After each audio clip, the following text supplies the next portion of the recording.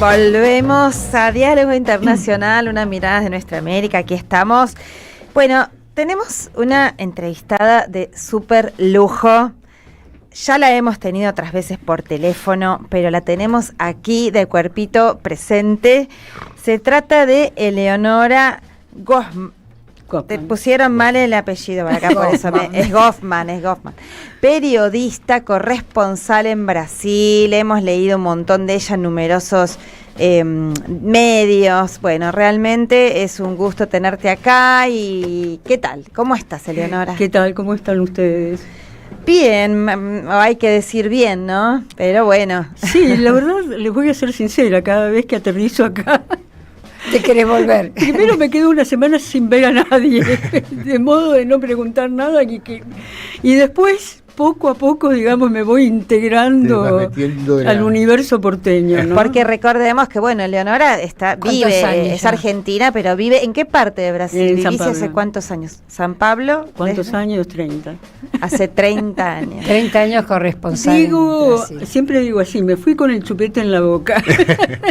Vos sabés que no es cierto. No.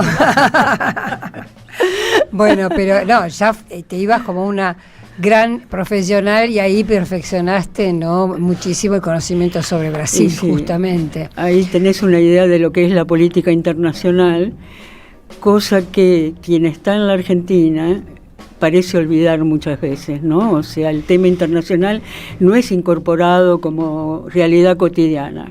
No, en Brasil sí. En Brasil, sobre todo si lo pueden usar contra Lula, ni te cuento. Claro. Lo usan todo lo que pueden. Yo voy a advertir que a mí me gusta mucho el gobierno de Lula, me gusta lo que está haciendo en este gobierno, inclusive, digo, lo advierto para que se sepa cuál es mi posición respecto del tema. Entonces es muy difícil encontrarme a mí haciéndole una crítica severa. Bueno, está muy bien. Bueno, ya que... Sí, uno de los temas que nos importa para entender bien, Eleonora, es este enfrentamiento, pues llamémoslo así, entre comillas, entre Donald Trump y Lula. Porque Donald Trump, por supuesto, ve a los BRICS como un enemigo, por lo tanto ha decidido arancelar y tomar medidas de represalia contra los países de los BRICS, también contra aquellos países que quieren negociar en sus propias monedas nacionales, otra vez tarifas, aranceles, sanciones, etcétera.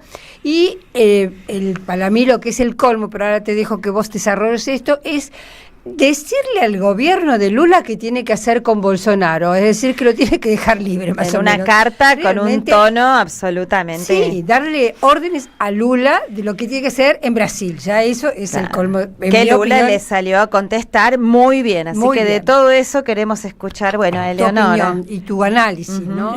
Bueno, hay varios aspectos en todo esto. Primero, y fundamental, es el tema de los BRICS, porque da la casualidad que en estos últimos BRICS no estuvieron ni China ni Rusia presentes. Sí, es cierto que estuvo Putin online a través del Zoom o como quieran llamarlo, pero lo cierto es que la presencia ni de Xi Jinping ni de Putin replanteó el tema de los BRICS.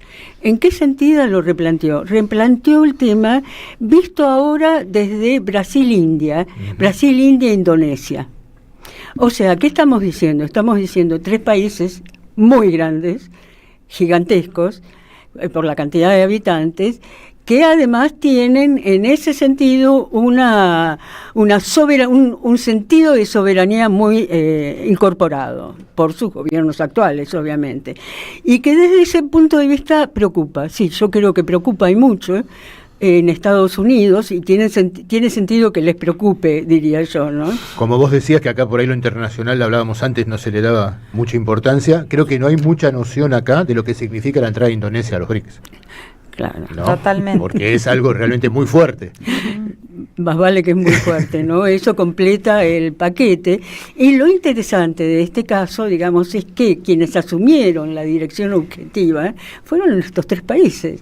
Es cierto que todo ya venía cocinado en el sentido que venía discutido en infinitas rondas. Miren, uno puede participar, 2 o 3 como máximo, pero creo que fueron como 50 o 60 rondas de discusiones en todos los temas, ¿no? Mirá, y también estuvo el BRICS social. Estuvo por primera vez. Muy interesante eso. Por primera vez y muy, muy interesante, efectivamente. Igual lo que se vio es que le falta un poco de institucionalidad todavía. Algo que no es fácil por esto mismo que estábamos mencionando. O sea, cómo se establece esa institucionalidad. Y yo creo que India va a ser el que va a establecer una parte de la institucionalidad trabajando con Brasil y con Indonesia, justamente, ¿no? Que son los 3 países objetivamente más grandes que están en los BRICS, ¿no? Es tamaño ahí, y bueno, y son posiciones también, ¿no? La otra cuestión que está detrás del tema Lula-Trump, que no es un tema menor, son las llamadas Big Tech. O sea, son las redes sociales, las empresas de redes sociales, de alta tecnología, digitales, bla, bla, bla, bla. Perdón con el bla, bla, bla, bla. Se entiende, no te preocupes. Las Porque grandes son tecnológicas, claro. ¿Cómo? Big Tech. Que las Big Tech son las grandes tecnológicas. Las grandes tecnológicas, exacto. ¿Cuál es el tema ahí? El año pasado se habló mucho y se llegó a instrumentar un impuesto a las grandes, a las Big Tech. Entonces, ese no es un negocio de $0.5 ni $500.000 ni de $1.000.000. Es un negocio de miles y miles de millones. O sea, es un negocio gigantesco. Entonces, Trump no quiere los impuestos sobre esas Big Tech. Y Lula no es que lo va a usar solamente como réplica al 50% de arancel, que podría irse al 100%, según dicen, que en esta próxima semana sabremos si el 50% que le puso a las importaciones de productos brasileños al mercado americano, ¿no? Al mercado norteamericano, sino que podría irse a 100 incluso. O sea que Trump parece que quiere redoblar la apuesta y torcerle el brazo a Lula. En parte tiene que ver con este tema que acabo de mencionar. También tiene que ver con otros temas económicos. O sea, hay una cuestión económica y hay una decisión central de subordinar y torcerle el brazo. Pero también, para ser más claros. Claro. Lula dijo que iba a poner aranceles, ¿cómo se llama? Recíprocos. Exactamente. Yo creo que van a negociar, pero hay que ver cómo van a negociar y hay que ver hasta dónde llega Trump en el sentido de negociar. Yo creo que no les conviene lo que están haciendo con Brasil. Voy a ser muy sincera, no les conviene. No les conviene incluso políticamente. Vos no entrás a un país como Brasil con esa posición, como no entrás a la India con esa posición, como no entrás ni siquiera a Canadá con esa posición. Brasil no es un país pobrecito en el mundo, digamos. Y Lula es un presidente muy conocido internacionalmente, con lo cual, digamos, tiene prestigio, se sabe quién es.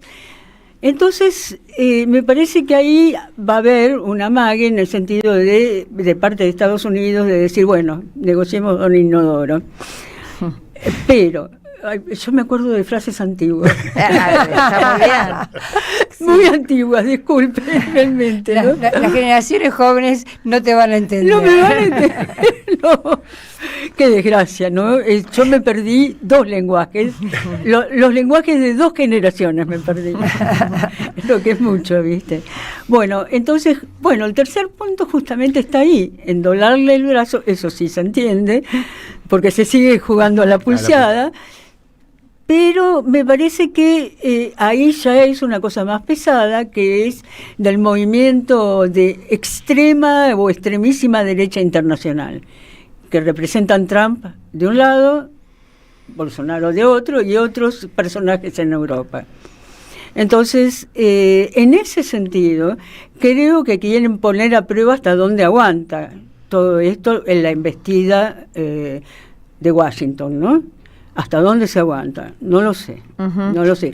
Yo puedo decir que esto le hizo ganar votos. Claro, Lula venía bajando según las encuestas. Yo no le creo mucho a las encuestas, perdonen, pero hay mucha encuesta muy negociada en este mundo. Mucha ¿no? operación ahí. Claro. Hay operaciones, sí, Claro. no tengo duda, porque además la que salía es justamente, se llama Paraná, la encuestadora, y da la casualidad que es de Curitiba, o sea, que es una encuestadora de Curitiba, del estado de Paraná, y que además siempre le daba muy favorable a Bolsonaro, con lo cual yo tengo mis resquicios, no apuesto totalmente, pero lo que dice interesante es que subió mucho y que hoy, si fueran hoy las elecciones, le ganaría a todos los oponentes. No es un detalle. Ujú. ¿Qué fue lo que le hizo subir? Según ellas, según esta consultora, lo que le hizo subir fue la defensa de lo nacional, de las decisiones De la soberanía brasileña. de la soberanía Claro. brasileña. Así de simple, exactamente. Y él contestó muy bien, porque dijo acá no necesitamos ningún emperador que nos venga a decir lo que tenemos que hacer, ¿no? Estuvo genial con eso, ¿no? Claro. No lo eligieron para imperador, Claro. lo eligieron para ser gobernador o gobernar Estados Unidos. Bien, es así realmente, ¿no? No es emperador, ¿viste? Pero hay que decirlo. No todo el mundo lo dice ni en todo momento. No, claro. El discurso de Lula en ese sentido está mucho más izquierdizado de lo que estuvo en sus 2 primeros años de gobierno, lo cual tiene sentido si uno lo ve en perspectiva de las elecciones del año próximo, Claro. que son las presidenciales. ¿Se va a presentar a reelección? Sí. ¿O ya Sí. tiene cuántos? No tengo 80. duda, no hay este otro. año cumple 80. Sí, va a tener 80, pero no hay otro. Telma, no hay Claro. otro, perdón. Es terrible, pero vos, no digo que no existan sucesores a futuro, pero no están los sucesores actuales. De los que podrían estar, no les da para el voto. Uno es el caso de Haddad, Claro. de que quien es hoy el ministro de Economía, de Hacienda, y el otro es el caso del muchacho que está en Boulos. el PSOL, no, en el PSOL. ¿No es Boulos? Boulos, Ah, sí, sí, exactamente. parece. El de que fue Boulos. candidato a San Pablo, que le fue muy Sí, bien. fue candidato en San Pablo y no ganó. No ganó, pero le fue bien. bien. Sí, pero tampoco les da por ahora, ninguno de los dos, como para decir reemplazo a Lula. Claro. No hay un reemplazo real. Bien. Es un problema, no lo voy a, no voy a desconocer que eso existe como problema. Es un problema en Brasil, es un problema en otros. Cuando hay un líder de esas Eso- dimensiones suele suceder eso, ¿no es cierto? Sí, Sí, y el problema de los relevos y de Sí. de las sucesiones es un problema en todo Siempre. el mundo y en América Latina muy en particular, y sobre todo, como dice Telma, cuando es un líder que durante Las décadas dimensiones de ocupó ahí el centro de la escena y con tanta...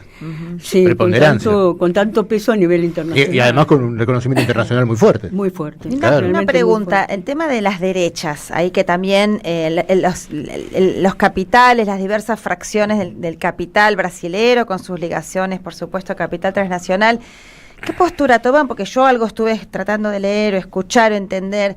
¿Qué postura toman en esta? Porque también les perjudica las tarifas, los aranceles. A una parte del empresariado brasilero les perjudica, a otra parte no. Están divididos. Eso te quería preguntar. Mira, es interesante, esto están divididos.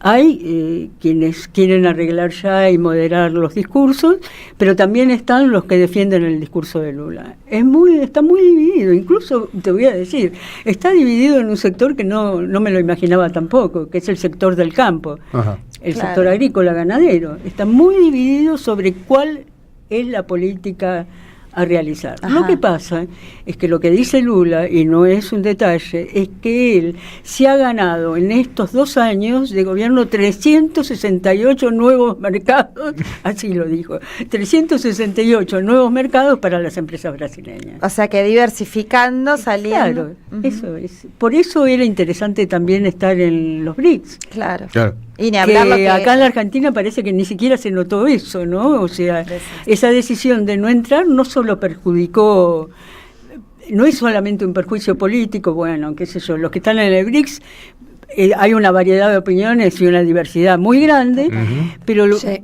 esencialmente perjudica el comercio. Al comercio. Claro, claro. Se Perjudica decía eso. antes de la...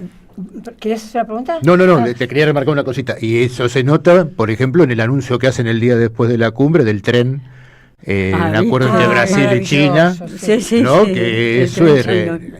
ese proyecto de otra vía entre el Atlántico y el Pacífico, que es clave, digamos, para todo esto. Y además vos tenés Contá un poquito de cómo es negocio de siderurgia.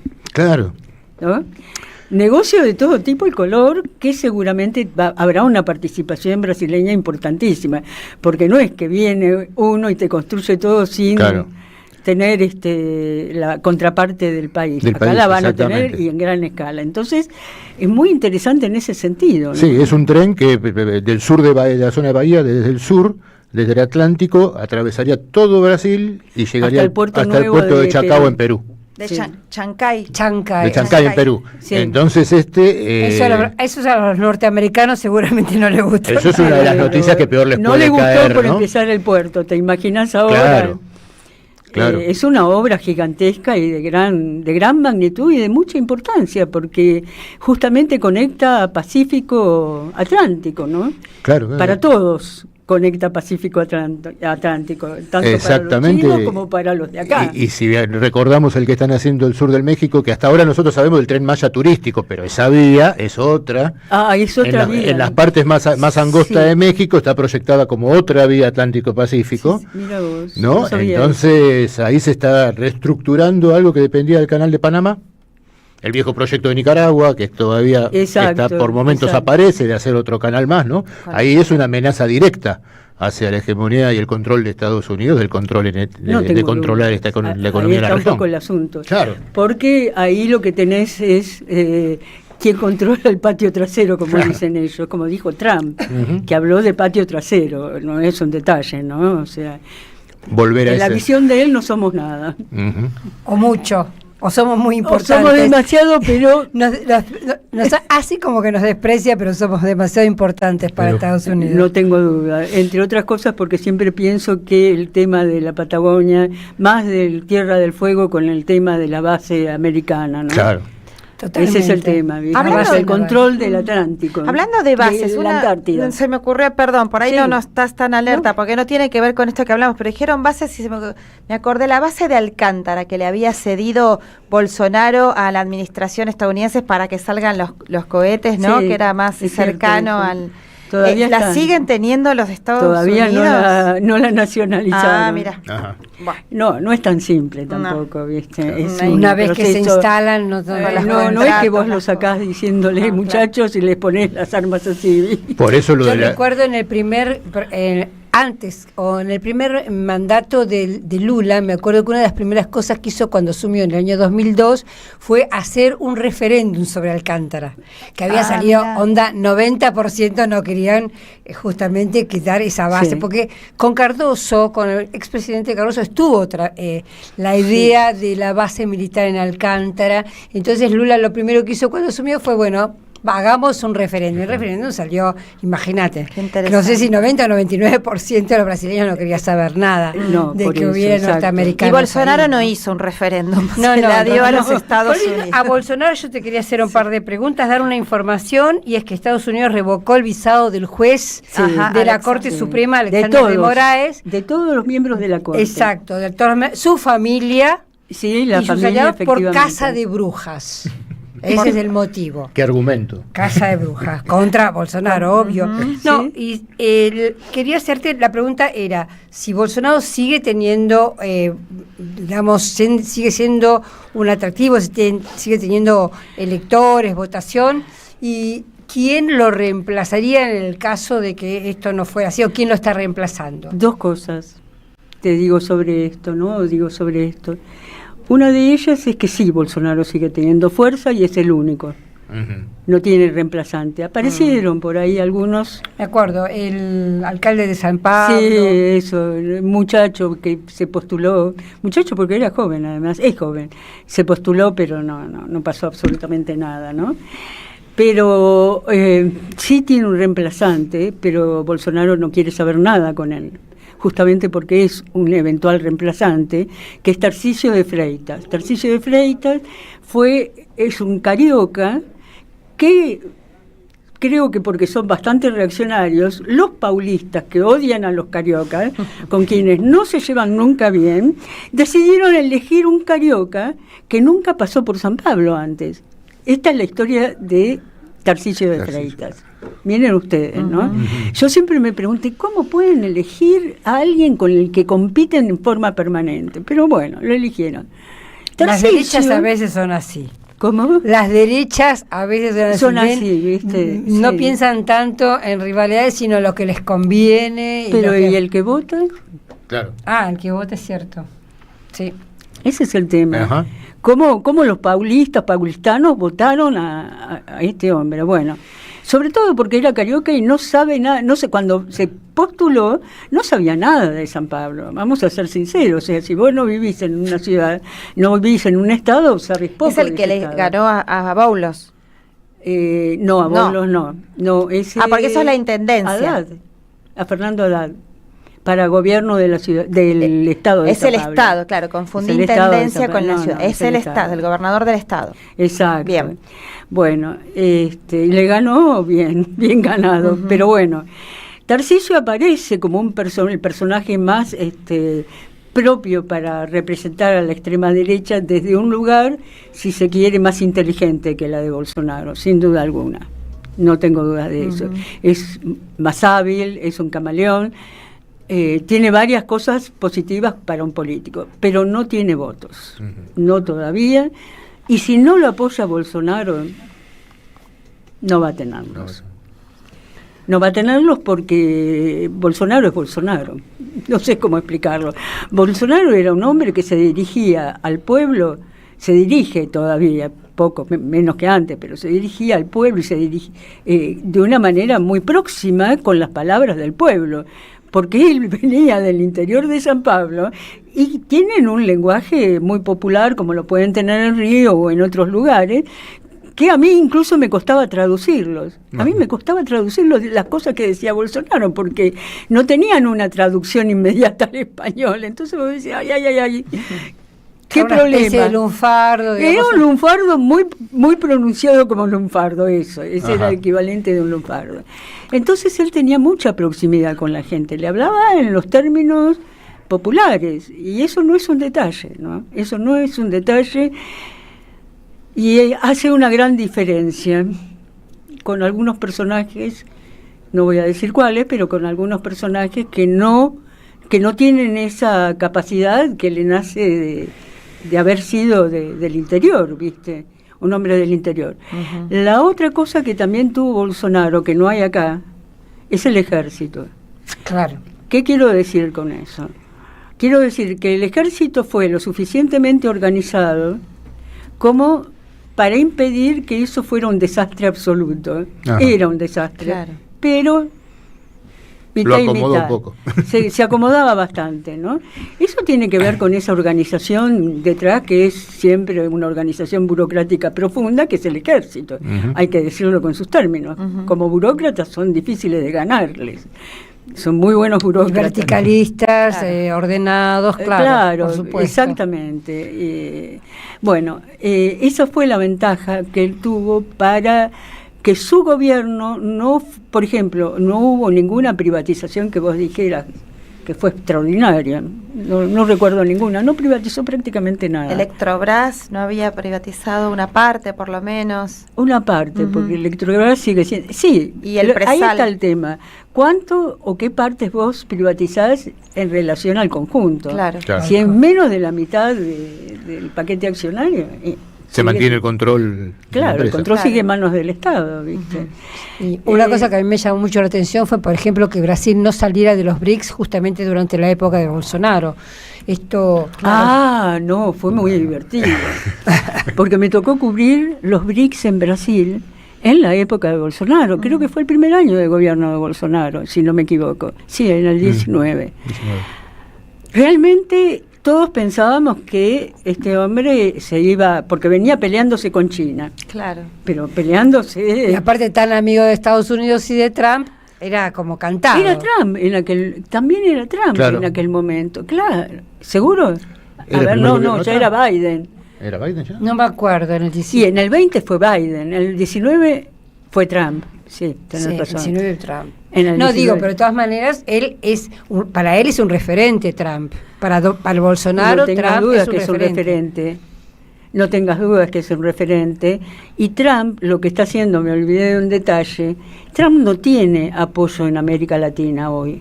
O sea, los principales países latinoamericanos no son trumpistas, claro, precisamente, ni México, ni Brasil, ni Colombia, bueno, Venezuela ni hablar, pero estamos hablando de palabras mayores, no estamos hablando de paisitos, estamos hablando de países grandes del continente. No tiene apoyo. Entonces, ¿qué le quedó? Le quedó Argentina. Argentina, lamentablemente, acá le quedó Argentina, miren, lamentablemente, efectivamente, les quedó Argentina y tratan de usarla metiendo como si fuera una especie de cuña permanente, con varias funciones. Por ejemplo, cuando fue la última reunión de Mercosur, acá en Argentina, en Buenos Aires, fue muy notable el comportamiento del gobierno argentino, que estaba pidiendo a los gritos flexibilización, y si no flexibilizan, nos vamos. O sea, ahí hay una ¿cómo diría? Sí, hay una cuña total, que no es nacional solamente.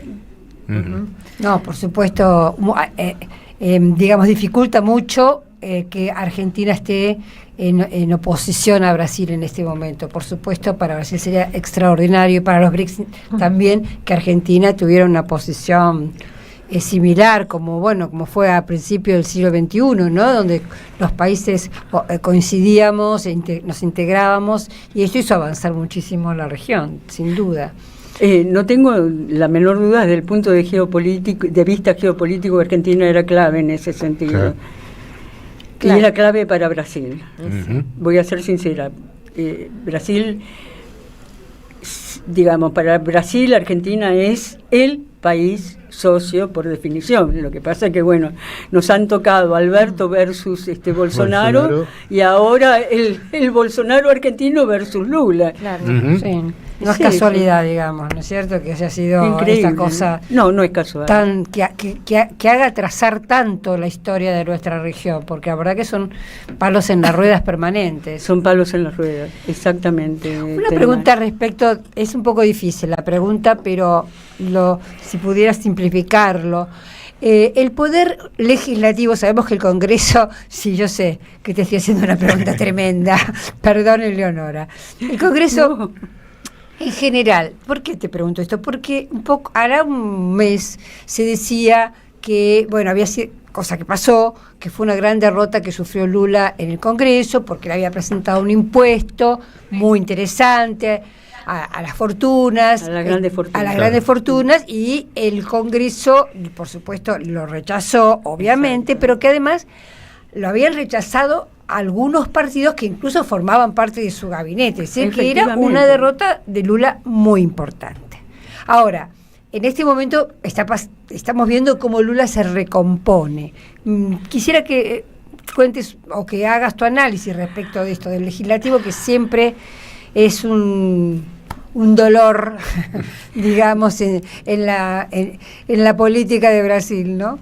Mira, Lula estuvo ahora con los estudiantes universitarios universitarios y secundarios, creo que es la Unión Nacional de Estudiantes, que hizo un congreso gigantesco, fueron como 10.000 representantes o delegados, etcétera. Si uno escucha el discurso de Lula, entiende cuáles son las dificultades que él ve en la política brasileña.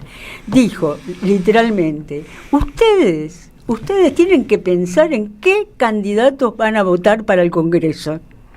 Dice, porque este Congreso no nos representa a nadie, no representa al pueblo brasileño. Este Congreso no representa al pueblo brasileño. Entonces, tienen que discutir entre ustedes y eso mismo llevarlo hacia afuera, esa discusión, ¿no? Fuera del ámbito estudiantil.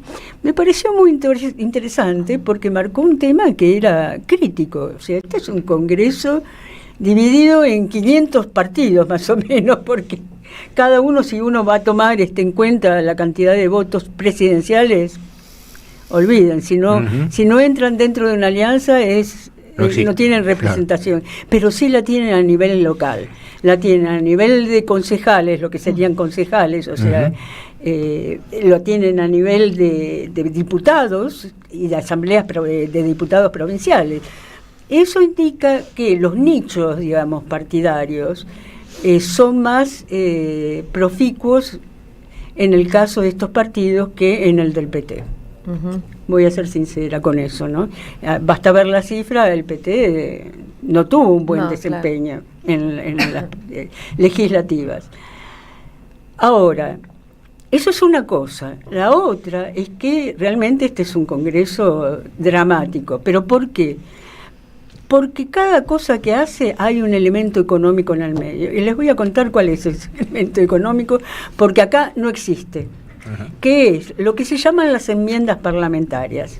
¿Qué son las enmiendas parlamentarias? Son las partes presupuestarias que se dedican miles de millones de dólares. Estoy hablando de 6.000 millones de dólares el año pasado. Digo, para que se entienda de qué estamos hablando. Que se dedican a ser distribuidas según decide el presidente de la Cámara de Diputados y el presidente del Senado. Es distribuida entre los legisladores. ¿Con qué objetivo? Que los legisladores con ese dinero hagan obras en la sociedad que representan, la sociedad más chica. Esto está legislado y aprobado por el Congreso y nadie vetó esa decisión. Lo que pone, digamos, en perspectiva el nivel de fuerza que tiene el Congreso. Digo que está esto detrás de cada decisión, porque hay un tira y afloje entre gobiernos, y no solo Lula, y diputados. ¿En qué consiste? ¿No te doy lo que te corresponde? ¿O si vos querés que te des lo que te corresponde? Mijito, tenés que aprobarme esto. Algo a cambio, claro. Hay un intercambio, digamos, ¿no? Claro, en ese sentido. Claro. Pero el Congreso le exige a Lula que le pague las enmiendas, que las retrasa, que esto, que aquello, que lo más allá. Eso sí, pague las enmiendas, pague el dinero que malgastamos porque da lugar a mucha corrupción, no imaginan cuánta, ¿no? Una corrupción severa, entre los legisladores, obviamente, pero piden superávit fiscal. Claro. O sea, eso no me lo tocas y hay que aumentarlo, pero aquello cortá en educación, cortá en salud, cortá en todo lo que sea cortable en lo social. Las viejas recetas del FMI. Sí, ¿no? Llamémosla, ¿viste? El FMI, que se han generalizado. Claro, ¿no? Claro. Una parte captó, Bolsonaro con ese discurso captó a la población que no sabía, no sé, el taxista, el almacenero, que por ahí no tenía hambre, pero había que tener superávit. Igual que acá ahora. Sí, igual que acá ahora, exactamente. Eleonora, tenemos que ir terminando, pero una breve preguntita más. Por ahí es una cuestión incómoda para nosotros, es incómoda, pero bueno, igual hay que hablarlo. ¿Cómo la cuestión del BRICS, volviendo al BRICS, Brasil con la presidencia pro tempore, el veto a la entrada de Venezuela a los BRICS, que ya las viene manteniendo y ahora esperábamos que en este nuevo encuentro hubiese alguna definición al respecto y no la hubo, o sea que lo siguen pateando? ¿Cuál es tu mirada al respecto? Mira, es un tema muy complejo. Primero, es lo que yo dije, hay que ver el tablero regional desde el punto de vista geopolítico. Segundo, hay que ver en qué situación real está Brasil, porque esto de Trump, si se quiere, lo favoreció a Lula, pero podría no favorecerle y crearle un conflicto interno suficientemente importante como para desgastarlo. Que, dicho sea de paso, es todo lo que viene ocurriendo desde hace medio año. O sea, esta campaña electoral empezó, la del año que viene, empezó muy temprano. Yo les digo, empezó febrero, marzo, por ahí. Entonces, ¿qué ocurre? Lo acusan cada vez que pueden de apoyar dictaduras, lugares donde no se respetan los derechos humanos, etcétera, etcétera, y después va y acusa a Lula, acusa al israelí, a Netanyahu, lo acusa de cometer un genocidio. Esto está permanente como un juego, ¿viste? Que hacen las derechas allá y que es muy complicado. No solamente eso, le meten también cosas que tienen que ver, porque les quiere cobrar impuestos, no sé, al viejo y al joven y digamos, como que el impuesto es el tema del día. Entonces, eso debilita al gobierno, no tengan duda, lo debilita. Y lo debilitó bastante durante los que serían los 2 primeros años, ¿no? 23 y 24. Lo debilitó bastante. Claro, ahora Lula se dio cuenta que si seguía en esa línea de admitir, digamos, que le impusieran derrotas, no iba a prosperar. Cambió la línea. Cambió totalmente. Le digo, un cambio, yo les diría que radical, ¿no?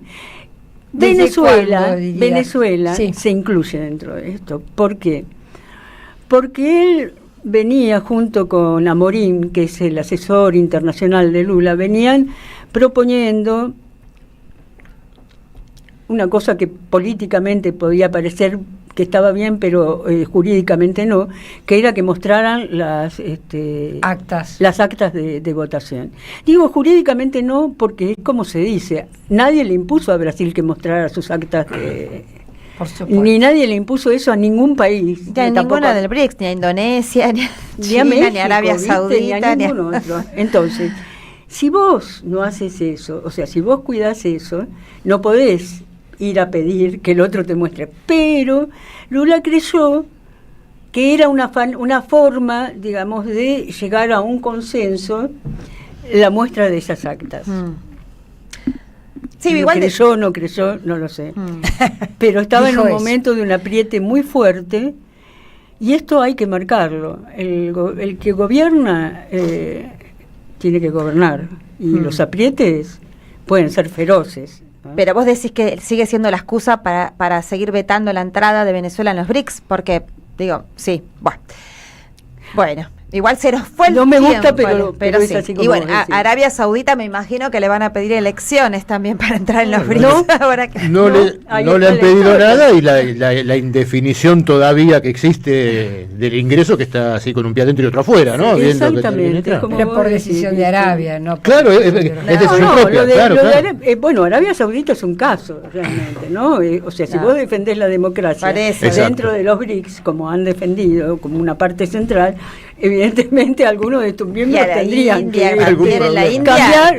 que cambiar de orientación. En la India con Narendra Modi cada denuncia de fraude, pero bueno, me parece que lo que defienden los BRICS también es que cada país, cada pueblo se da su propio gobierno de acuerdo a lo que cree que tiene que ser, porque no de China también podés decir eso es democracia. No se justifica, Telma, el veto a Venezuela. Eso es lo que está. Por eso, con la misma vara tendrían que mirar a Venezuela. Ahí son dos varas distintas. Se nos fue el tiempo, ya sabemos los tiempos radiales, porque ahora tenemos también otra entrevista importante sobre el tema Palestina. Así que quédate igual, quédate, Leonora, si tenés ganas estás invitada a participar en la próxima entrevista, pero vamos a la tanda y enseguida volvemos con Diálogo Internacional. Deja tu mensaje en nuestra línea de oyentes de WhatsApp